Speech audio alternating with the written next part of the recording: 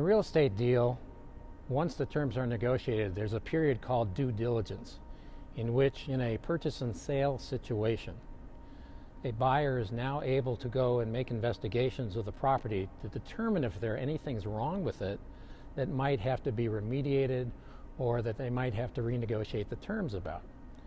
So in a recent situation, representing a buyer, we discovered that the property had a utility problem. In the situation of this property, there were both monetary and actual physical penalties involved, because if this utility problem were not resolved, then the seller would be imposed with monetary penalties by the local governing authority, and as far as the buyer is concerned, they wouldn't be able to operate in the property because the power would not be able to operate there at all.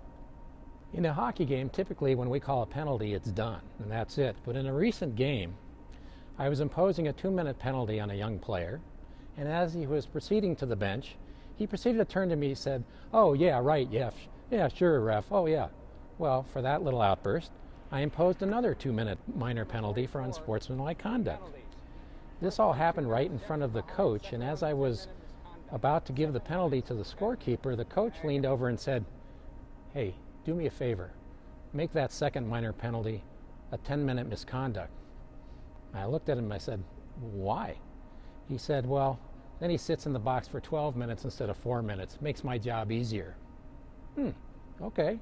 That made sense, because what the player did deserved a pretty decent penalty to allow him to sit there and learn his lesson.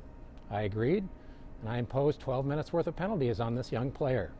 A lesson well learned.